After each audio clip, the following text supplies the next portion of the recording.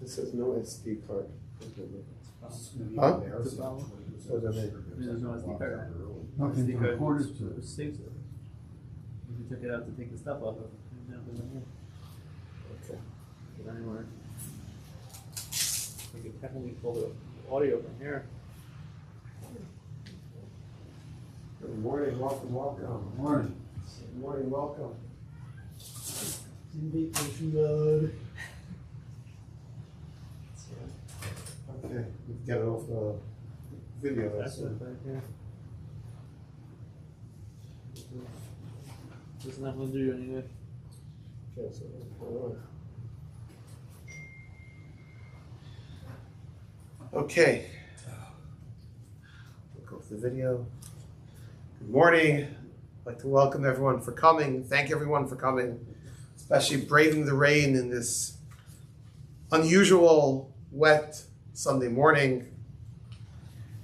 The topic we have for today is an important topic and a topic that comes up this time of year, especially, we just started this in America, but other spots too, the long Friday night season. The long Friday night season is the perfect time if a person's able to host guests for Shabbos. Ideally, the best guests a person can always have is like Avram Avinu. To invite somebody that, if not for you, who knows what type of Shabbos Suda they would have or not have. Some college kids in the neighborhood who wouldn't be by a Shabbos Suda otherwise. Some others who don't have the chance to have a Shabbos Suda. So Friday nights are the perfect time to invite guests for Shabbos meals. But anytime someone eats out a Shabbos meal on Friday night, there are interesting halachic implications. Where do you light the Shabbos candles? Thus we entitled today's share, Eating Out Friday Night, Where Do You Light Candles? And it comes up a lot. Anyone who's been around the block already, you've been invited out before, so okay. It's one, you've dealt with this before, but sometimes we'll soon see, as we go through the sugya, it's not clear necessarily what the right answer is. It's not clear that what people are doing till now is the best way to do it. Maybe there's a better way to do it. Situations in life change. A bacher who's in yeshiva, okay, he doesn't have to worry about eating out Friday night because someone in yeshiva lights on his behalf. But when you're not in yeshiva and you eat out Friday night, it's actually an interesting shayla. People, in yeshiva, sometimes it's not on the guy's mind, the mitzvah of lighting Shabbos candles. But there's always one person in yeshiva who's appointed, anointed, to be the one to light Shabbos candles. And we'll soon see the mitzvah of lighting Shabbos candles is a chiyuv not just on women, it's a chiyuv on men too. It's just in a normal situation, we'll soon see that the wife, a woman, lights it. But where that's not the case, the person's not yet married, the person is not living at home, all these different things, okay, now Shabbos candles comes on him. And you got to know these halachas too. So I think definitely a very interesting topic. On top of that, there are so many other factors that play into the shayla. Now, I'll mention different points. We talk about lighting Shabbos candles. Do electric lights work? Now, we just benched Rosh Chodesh Kislev. So we know come Hanukkah time, right? Those nice old electric menorahs don't really do the trick, right? At least it's nice to show that you're Jewish, even if it's right next to a bush. But those electric lights, we know Pashas does not do the trick. But what about when it comes to Shabbos? Turning on electric lights, does that do anything? Halachically, Is there something to that? That we're going to hope to talk about today too. And person's away, the scenario that we're going to start with is you're living at home, you're sleeping at home, and just eating one meal out Friday night. What about other situations? You could be on vacation visiting somewhere else. You're sleeping in one place, eating in another. What happens there? What happens? You're in a hotel for Shabbos. What should you do about Shabbos candles over there? And so many different scenarios and things. Hopefully, between what I thought of and what you're going to think of, will hopefully cover everything together. Now, before we begin the background, one observation, straightforward, sounds something which is very prevalent in the world today. You're staying at home and you're eating out a Friday night meal. Where do I light Shabbos candles? Could you find a direct Mishabura that talks about this? This sounds like a very practical, very normal Shaila. Or Chaim, right there. Where is this in the Mishabura? And unfortunately, I believe the answer is this exact case is not clearly spelled out. I'm not sure the answer why. Was it that in Europe, people didn't do that?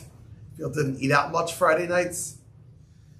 People barely had enough food for themselves, let alone to host guests? I don't know. They always talk about having guests on Shabbos. Poverty, yeah, they definitely had poverty. They talk about having weddings on Friday afternoons into the evening so that they could double dip and the Shabbos Suda would be the wedding Suda. Could always bring your food to the neighbor and have a Shabbos together. Yeah, but that's assuming, right, you bring it beforehand, the Erev, right. But Harvey, but Alan, I don't know if they had people giving out free turkeys. Right? No free lunches. Right? I'm not sure why this halacha is not clearly stipulated in the Mishabura, but I can definitely tell you the ramifications of it. There definitely is a lot of confusion. So let's go through some basic halachas of lighting Shabbos candles.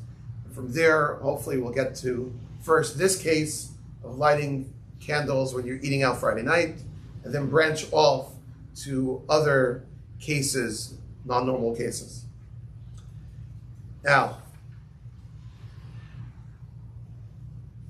in terms of the chiyuv of lighting Shabbos candles on a weekly basis, this I did not put in your sheets. In Reis Samach Gimel, Sif Gimel, the Shulchan Aruch writes, "Hanashim is haris bo yoser." Women are more careful with lighting Shabbos candles than men, because this is written in the times of the Mechaber, because they're the ones inside the house. Nowadays, you could have a scenario. A friend of mine just called me with a shaila. His wife is the one who comes home late Friday afternoon. He's the one. He has a more flexible job. He's there earlier. Yeah, but in the times of the Mechaber, the man was the one in the fields, the women were the ones in the house. And they're the ones who are involved in the house. And therefore, in general, a woman's involved with it. The Chavetz Chaim adds, the husband wants to light by himself. He wants to get the mitzvah. He likes candles, likes seeing fire. Still, Ha'isha kodemes. The husband and wife, right? This is not the first fight you have. First Friday night, the couple's married. Wife wants to light Shabbos candles. The husband's like, no, I want to light. Okay, they didn't train him well beforehand, right? So the Chavetz Chaim writes, Isha kodemes, she comes first. Even though she is harbi neiros, yachu gamkin lahadik. A very interesting idea. Chavetz Chaim is always looking to make shalom. And isn't it so,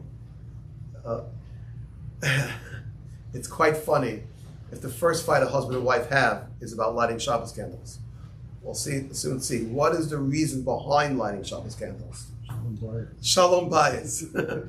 The whole essence of it is shalom bayis. It's almost as bad. They said David Leibowitz had this famous line. They have a case where the husband comes home and wants to start the Suda right away, and everything's there on the table. The wife forgot to put the Shabbos challah cover on the challahs. So he starts screaming at his wife, "Where's the Shabbos, the challah cover?" If you only understood what's the reason behind the challah cover, not to embarrass the bread that you're passing over it the first two kiddush. So if you understand the meaning of it, don't look at it's so hypocritical. So you're going to fight over Shabbos candles? Chavetz Chaim writes, Chaber writes, woman comes first. But there is an interesting idea that if the man really wants part of this mitzvah, he can get it by lighting other candles. Now that would mean, we're going to talk about this soon in more depth, but the mitzvah to have Shabbos candles may not just be, and we'll talk about this in a moment soon, where the best place to put Shabbos candles is. I realize when you're doing a halacha about lighting Shabbos candles Friday night, it just really touches this particular shiloh, where to light, really hits on so many issues, you end up doing the entire topic of lighting Shabbos candles. But besides what I'll call the classic place people think to light their Shabbos candles, really there is an idea of lighting Shabbos candles around the house. And nowadays, okay, might look more romantic, cooler if you have candles around the house. But practically what we utilize nowadays, as we'll explain soon, are regular electric lights. So even the idea of turning on your lights in another part of the house could be part of this mitzvah of lighting Shabbos candles. So really, if the question is asked, pop quiz, Berger, who lights the Shabbos candles in your house? So the simple answer you'd say, my wife. But not necessarily. Who turns on the lights in all different parts of the house? She's gone for the summer. She's not lighting them. Is that a pun intended? She's on what? She's not at home for the summer. She's on a road trip. She's not lighting them. Right. Someone else is. Right, but even a regular week when you're both home, by you turning on extra lights around the house, you could be participating in that mitzvah. That's what the Chavetz Chaim happens to be writing over here.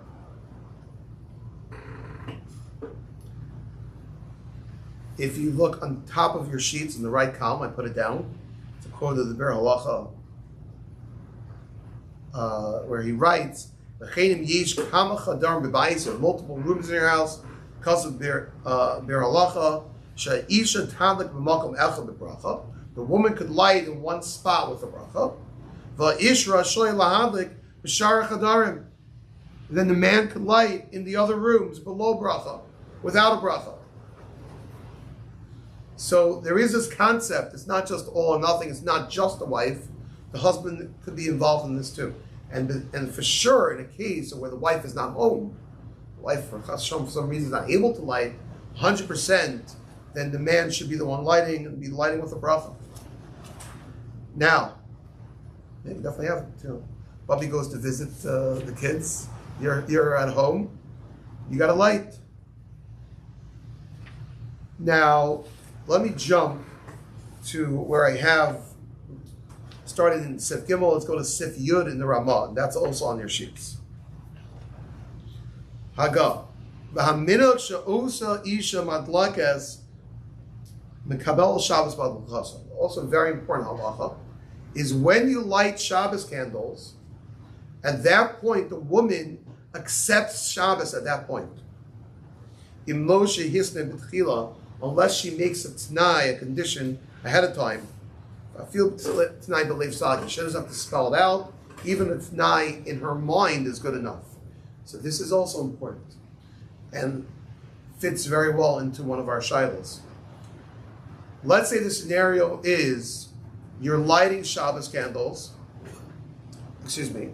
We'll say it like that.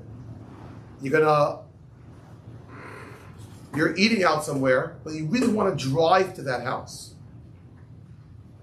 You really want to drive to that house before Shabbos. It's a long walk. If I wait to walk there, that's part of the advantage. That's why eating out Friday night has a big mila. You could drive there ahead of time before Shabbos. But is there an option for a woman to light in her house? Now, normally she's makabel Shabbos as soon as she lights Shabbos candles. But in this scenario, no. What she's going to do is light Shabbos candles, but have in mind not to be Yotzei. Now, I'm going to light the candles, not be Kabbalah Mitzvah. Now, normally by men, there can be such a thing, right? Different people have different minhagim. My minhag is to drive to Shul Erev Shabbos, especially here in Florida, because the worst thing in the world is to go into a shower and 2 minutes later be soaking wet and you need another shower. That's my personal preference. So I don't like walking to Shul and be schwitzed up, so I just jump in a car before the Zman and drive to Shul. Now, if I was stuck with a week where I had to light Shabbos candles, by men, yeah, you have in mind, okay, I'm going to light the Shabbos candles, and I have in mind not to be Makabel Shabbos until I'm in Shul. Therefore, I'm going to drive my car to Shul, which as long as it's before the Zman, it's good.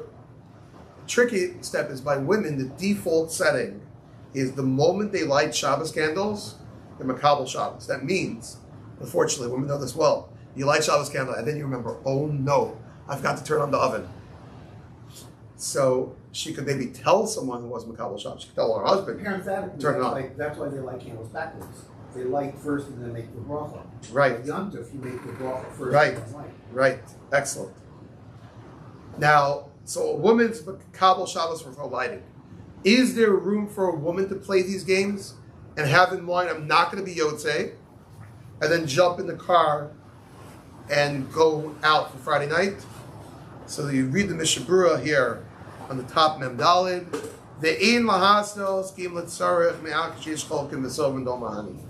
In general, we don't want to light on Tanai. So really this idea of just lighting Shabbos candles and then jumping in a car to go to where you're eating is not an option for a woman because she's Makabel Shabbos when she lights. Once she's Makabel Shabbos, she can't jump in a car. And to make it Tanai, we don't really rely on that in most scenarios. Now, there's two other issues why a woman wouldn't be able to do that. Because you can't just light the Shabbos candles, not get Hana, and jump out, unless we'll see in a situation. And even if you do it early, again, not so simple to light Shabbos candles early. You didn't do anything. So that's one part. Early you mean before plot. Right. Now let's read the rest of the Ramah. The Ikra Adlaka Tfuli B'Nera Shemadik Al Shulchan. Important statement the Ramah teaches us. Where is the main lighting of Shabbos candles? Answer is by your table, where you're going to have the Suda. That is the main place to light Shabbos candles. Now, this itself, is a discussion. But sometimes people like lighting, sometimes people have the Shabbos candles right there flush on the Shabbos table. Great. Sometimes they're on a table. You have the Shabbos table here, perfect example of our room here. And for the home audience, you just have to visualize this. We have a table right over here. Behind the table, there's another table in the back. There's actually multiple tables in the back. So technically speaking, a lot of times people do in their home is a table in the back. That's where they light the Shabbos candles. And the Shabbos table itself is empty, does not have the candles. That's at least in the same room, though. That's at least in the same room, and that's also could be called, it's near the Shabbos table. It's near where you're eating. That's really the ideal place to light. Now, sometimes you have scenarios where the wife lights in the kitchen or some other favorite spot in the house. I've seen people light, they'll put a little table by the door, but maybe that should be for Hanukkah, not for Shabbos. The best place to write, black and white over here in the Ramah, is by your Shabbos table, either on it or right by it, near it. But any other spot in the house, that's not ideal. Why not? Because the main purpose of Shabbos lights is to enable you to have a nice Suda. So that's why the best place is the Shabbos table. Now, the Ramah does right.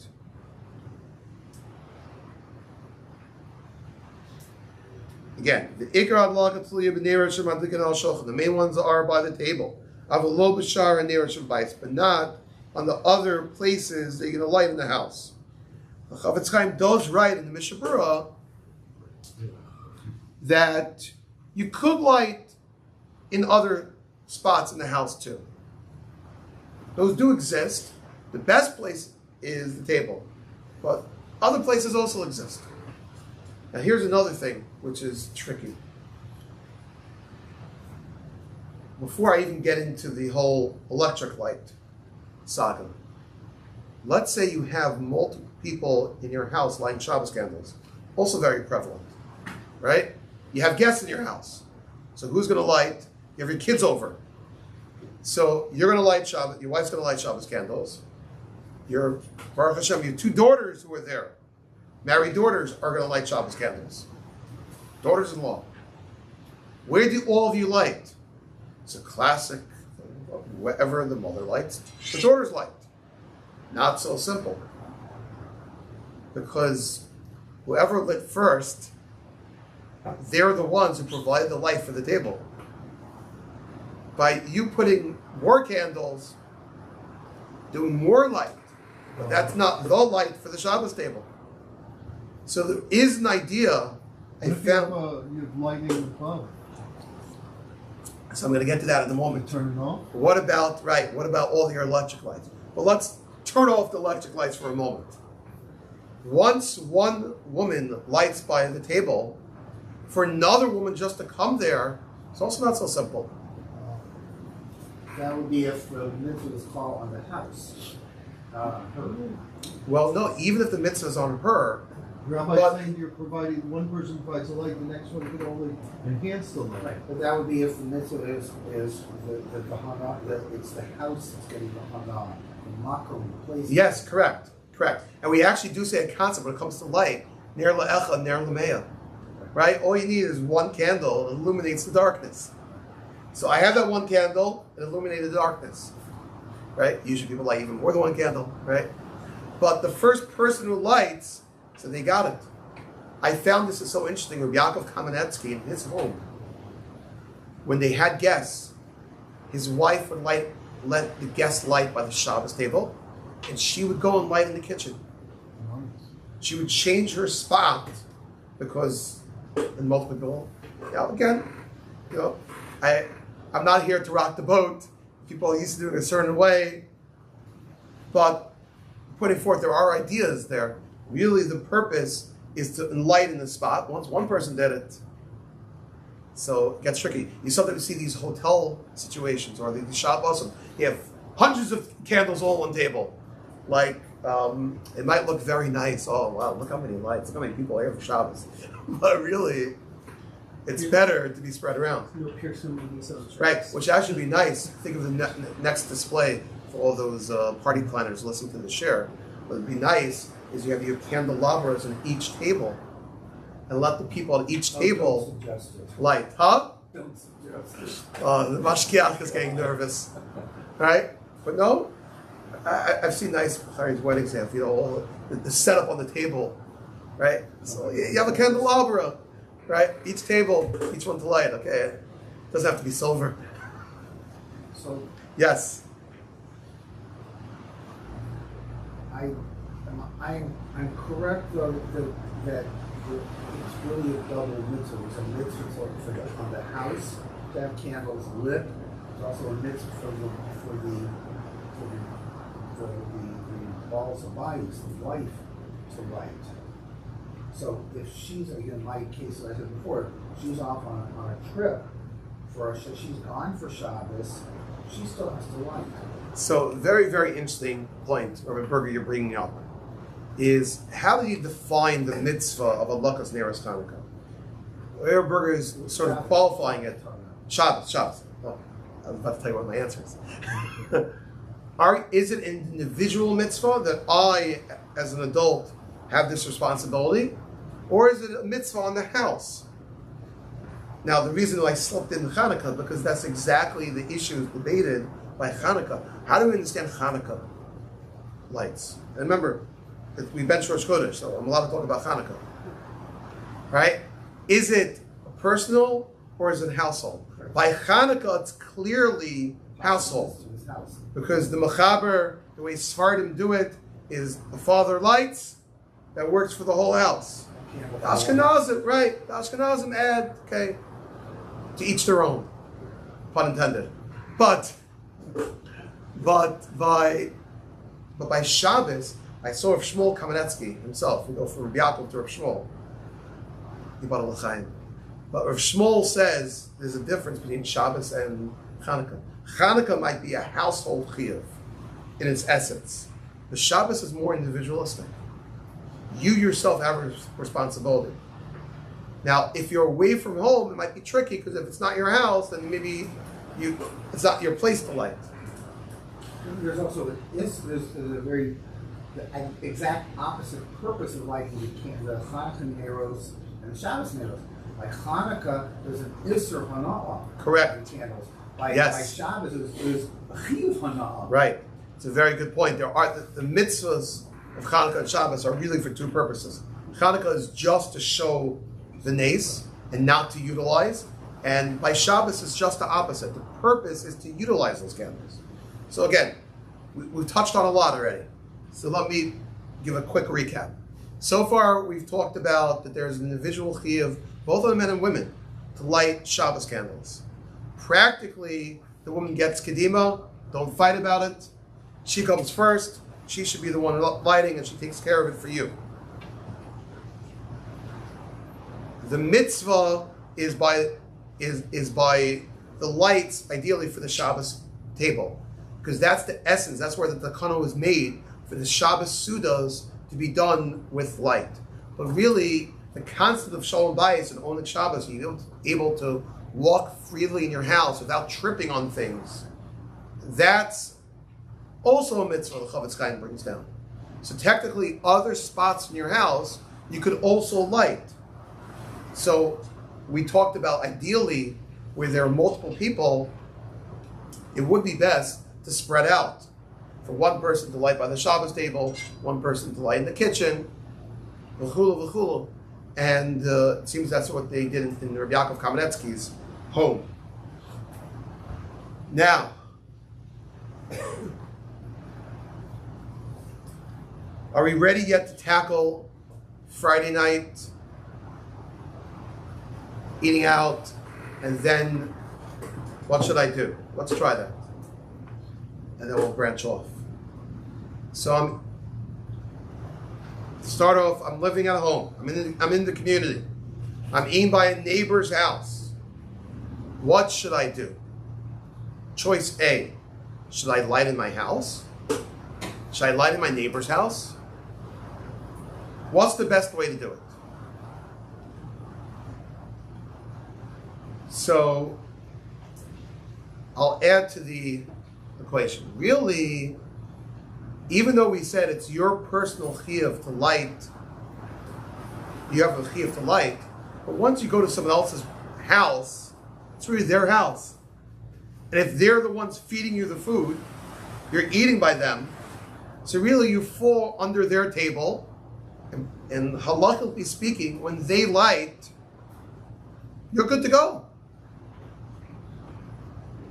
They're the same way they could help, they could do the mitzvah.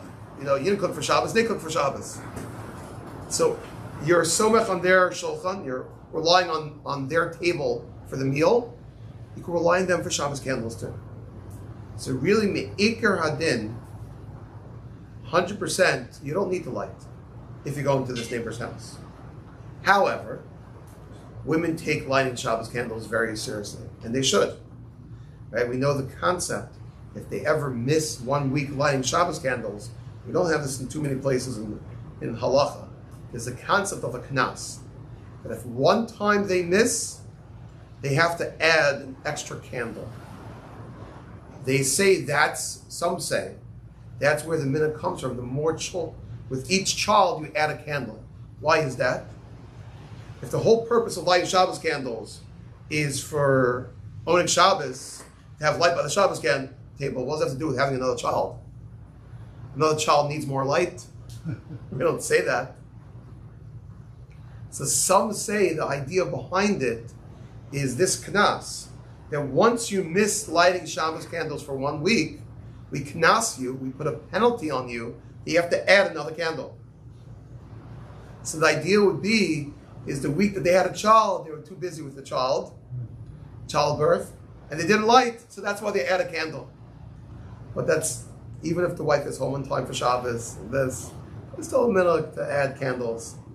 But there is a real knas, so a woman should take seriously the idea of lighting Shabbos candles, not something to forget. And that is why that even where there's practically Me'ikar Adin, they're probably Yotze just by eating by a neighbor with the neighbor's lighting of Shabbos candles, they still want to light. Okay, so where should they light? Should they light in their house or light by the neighbor? Now, if they light by their house, what's the purpose of the Shabbos candles? To give light, and someone to enjoy it. Oh, so then it gets very tricky. We said the Iker light is the light that you're going to have by the Suda.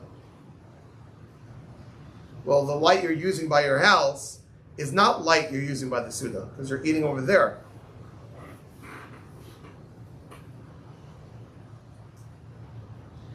So, if the case is married children come to a parent's home for Shabbos, great, you don't come the last minute, right? Assuming you don't live in the neighborhood, you come over before Shabbos. So then they would light for sure where they're eating, where they're staying. That's an easy scenario. But our Friday night guest case, you're sleeping at home, which pashtus means you're starting at home. Then at some point you go into that neighbor. So one might say the best place to light is by the neighbor's house, because that's where the Shabbos Suda is going to be. Maybe. But it seems the poskim say, I've seen different people on this. But one example is a sefer Chovas Hadar. It's a very popular sefer in Hilchos Chanukah. It also talks about Hilchos Shabbos. So there he recommends the best thing to do is light in your house. And I think this is probably the most common thing that people do, is you light Shabbos candles in your house before you go to the neighbor. But, and this is a very important condition, you can't just light the Shabbos candles and leave. Not because of fire safety, but rather because of Hilchos Shabbos, you have to get benefit from the lights. So say, okay, great. I'll light the Shabbos candles. I'll read the back comment of the Mishpacha magazine, the Kichels, and then I'll go. But that also doesn't necessarily work, because you really have to have benefit from the Shabbos candles when it is Shabbos. You got to eat twice. That's thinking like a man. It was suggested you should have 2 sudas. You eat by the neighbors and then come back. But personally, I tell my wife that's always a good idea, because you never know what they're going to serve. So there always has to be backup plans, right? You can have a Shabbos Suda, you can have an Oneg Shabbos. So actually, what Mishnah Berurah even talks about, what others talk about, is if you have, you could buy Shabbos candles with different lengths of how long they're going to last. If you light Shabbos candles that will be still lit when you come back, so that's very good. So then you could get benefit of those when you're back home.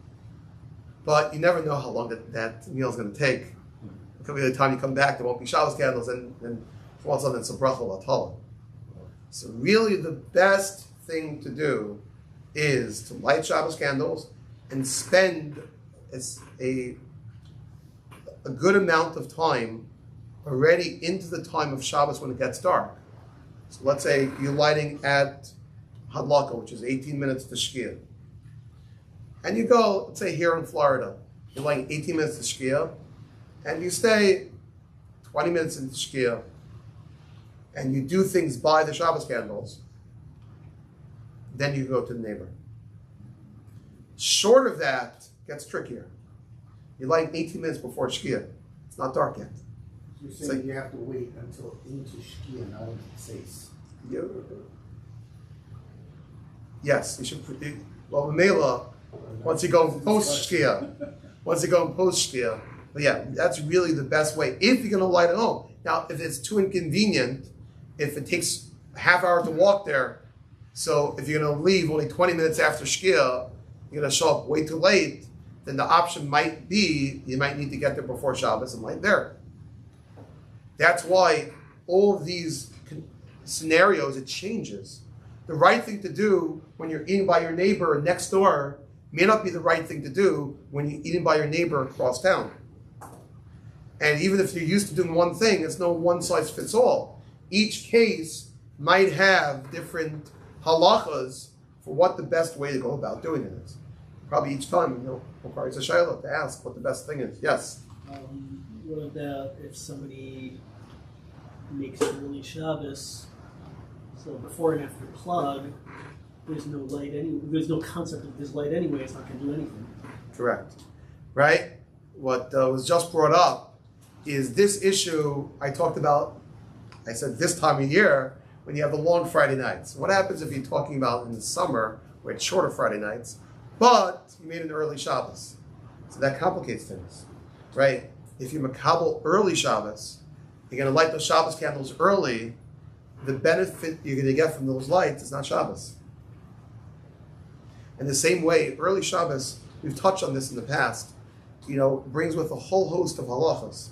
You have to make sure to say over Kriya Shema later again. But really one of the big issues of early Shabbos is you have to eat challah after it gets dark, which people don't know. Very important halacha. So that means, let's say you makabel Shabbos early, very much the scenario should be, you take two nice slices of challah. One eat for your hamotzi, the other one pack away before dessert. Wow. Because you need to eat challah when it's dark. Wow. So you're having this long Suda. So the same thing with your Shabbos candles, you have to get that benefit. They'll say, well, if I'm eating my Shabbos Suda during the day, your Shabbos Suda might be the challah that you're eating before benching, depending how early you finish your early Shabbos Suda. So yeah, you have to have benefit from those candles when it's dark, when it's Shabbos. And really, again, the benefit is by the candles. So if you're lighting, think about this scenario also, people don't realize. The normal place you light Shabbos candles is by your table, right? But the week you're going away, so what are you going to do? You're going to light by your Shabbos table. Then you're going to go sit in the other room on the couch. Then you're going to leave to go to your neighbor. Where did you get benefit from those Shabbos candles? So really, the best thing is to sit by the Shabbos table or sit by wherever your candles are and read over there. Say Tillim over there. Whatever you do them by the candles to get benefit. That's the point. Now let me talk about The candles or even the lights that the husband can have. right. Okay. No, whatever the bracha is going on, that's your main lighting. So the bracha is always going to go. I'm about to talk about electric lights. The bracha is chiefly going to go on your lighting those Shabbos candles. Now, with electricity today, we know that we're not just having candlelit dinners. We're getting the benefit of the electricity that we have, even in a dark day when our skylight is all black. We have benefit from our electricity. Now, there are those that have the minhag that when they light Shabbos candles, to turn off the lights in the house. It's not just to be, spooky and cool, and now you're going to light Shabbos candles. But really the point is to get benefit from those candles. That is, the main bracha was not masakin on electricity, it was masakin on candles. So you have to make the bracha on the candles. I would say similar to some people remember on Hilchas B'dikas Chametz. You make your bracha on the candle, Rav Moshe says, and then after you use it, you can switch to a flashlight, which is safer than going around everywhere with a candle. But you make the bracha on the candle, you have in mind to use a flashlight later. So too, you make your bracha on your Shabbos candles. The electricity, when it turned back on, that also could add to the mitzvah. But the main thing we're utilizing is the candles. Now, I saw two different ways, ideally, how to do the procedure if you turn off lights. There is something to it to turning off lights. If your lights run 24/7, or even if you have there is something to turning on your lights for Shabbos.